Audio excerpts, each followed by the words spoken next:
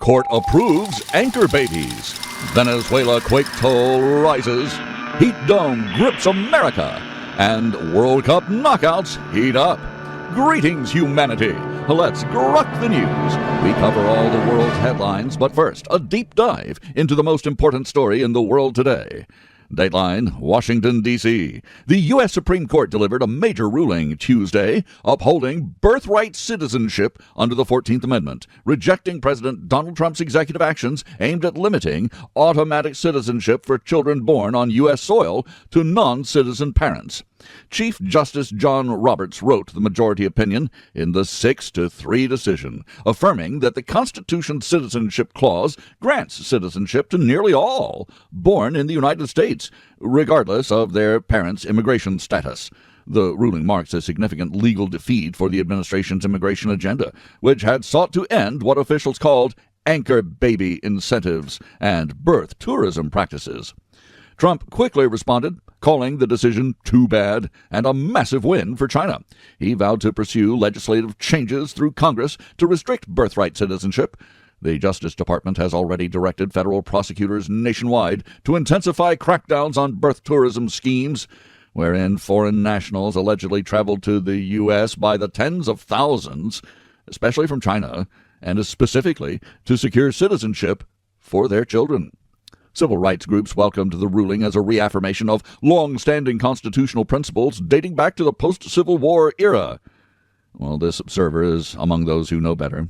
They argued that altering birthright citizenship, which they did, would undermine America's foundational promise and create a stateless underclass.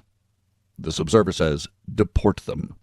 Supporters of the administration's position, however, contend that broad jus soli citizenship strains public resources, encourages illegal immigration, and dilutes the value of American citizenship in an era of great power competition and broader security challenges. This observer would like to remind everybody of what has happened in New York City, in London, in all of the great cities of Great Britain, and in Michigan and other places throughout the world where you allow this sort of unfettered, illegal invasion of immigrants. You wind up with Marxist Muslim government. Legal experts note the decision does not entirely close the door on reforms. Congress retains authority to legislate on related immigration matters, although any statutory challenge will face further court scrutiny. The ruling comes amid heightened national debate over borders, sovereignty, and national identity as the U.S. marks its 250th anniversary. Reactions split along partisan lines. Senate Republicans signaled support for Trump's legislative push, while Democrats hailed the court for checking executive overreach. The decision also intersects with ongoing U.S. efforts to manage migration flows and counter foreign influence operations. This term's Supreme Court has issued several high-profile rulings balancing presidential power with constitutional limits. Analysts say the birthright case tested the boundaries of executive authority on core immigration policy. The administration had argued that parents not subject to full U.S. jurisdiction, such as those here illegally, should not automatically confer citizenship on their U.S.-born children. Immigration enforcement officials report that ending automatic citizenship was seen as a deterrent to illegal crossings and visa overstays. Data from prior years showed thousands of annual birth tourism cases, particularly from certain countries, China, as we mentioned. Critics of the policy warn that narrowing birthright citizenship could violate equal protection principles and harm families already integrated into American society. Well, they have a point there. The practical impact remains under review. Federal agencies must now implement the ruling while pursuing parallel enforcement against fraud. States with sanctuary policies may see continued legal friction. For everyday Americans, the decision reinforces that birthplace on U.S. soil remains the primary pathway to citizenship for most newborns. Broader context includes record encounters at the southern border in recent years and public concern over resource allocation for citizens versus non-citizens.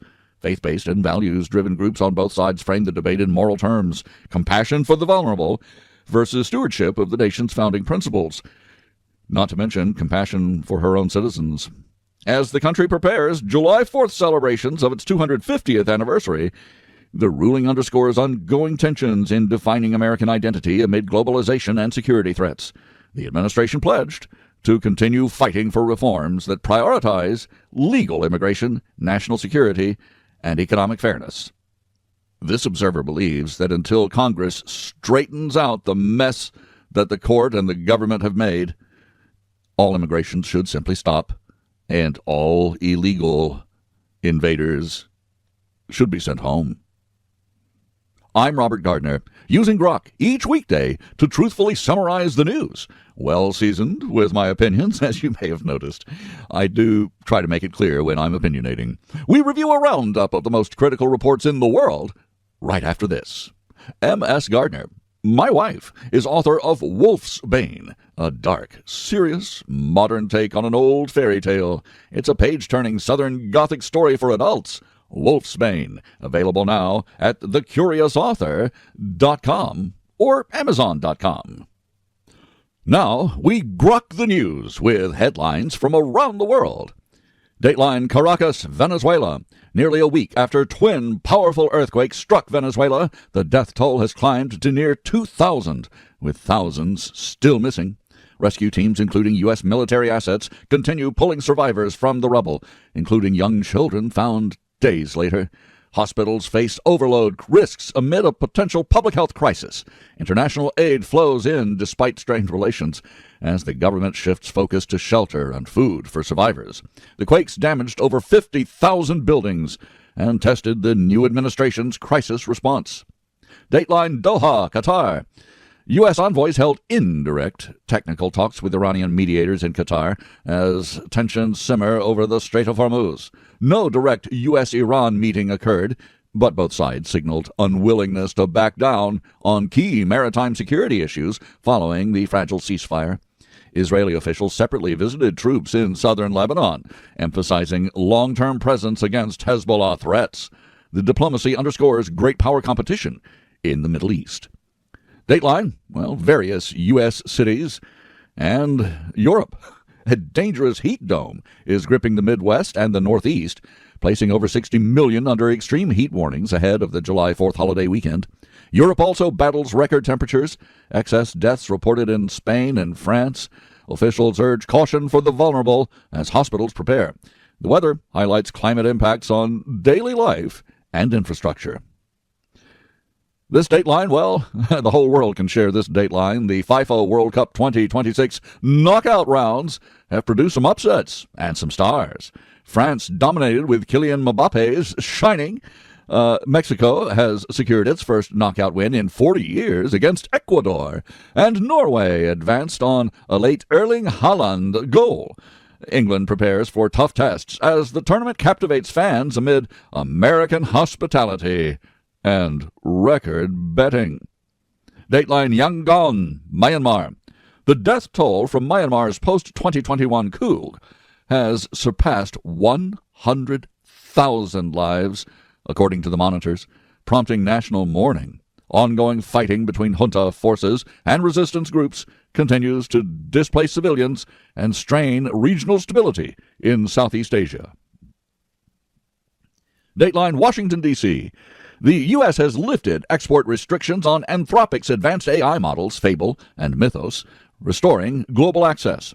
The move strengthens American leadership in artificial intelligence amid competition with China. Tech firms eye expanded markets while officials balance innovation with national security. Dateline Kabul, Afghanistan. Pakistan has reported intercepting drones from Afghanistan as Taliban forces launched border strikes, escalating tensions between the neighbors. Cross-border incidents raise fears of wider instability in the region. Dateline Beijing. A plane crashed near a sensitive leadership area in Beijing, with Chinese authorities providing limited details. The incident stirs questions about aviation safety and information control. Separately, China advanced its ethnic unity law, raising global concerns about overreach to critics abroad. Dateline Brussels, Belgium. The European Union has imposed duties on low-value imports, targeting fast fashion platforms like Shein and Temu. The policy aims to level the playing field for European businesses facing competitive pressures from Asia. Dateline New Jersey. Republican Representative Tom Keene has returned to Congress after a nearly 4-month absence, disclosing a diagnosis of depression. His case highlights mental health challenges in public service. Frankly, this observer has always found people in public service to have mental health challenges. Dateline Colorado. Democrat socialist Milat Kiros, a Marxist by any other name, has defeated a longtime Democrat incumbent in a Colorado congressional primary, marking another progressive upset. The win sets up a fall battle in a key district. Dateline Monaco. Investigators continue the hunt for a suspect after a bomb injured several people, including a Ukrainian tycoon, also described as a Ukrainian oligarch. This observer wonders if he's a part of what they call the Ukrainian mafia that runs the country. The attack occurred amid broader regional tensions. Dateline the Sudan.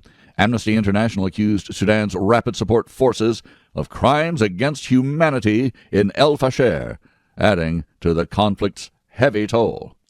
Dateline New Delhi.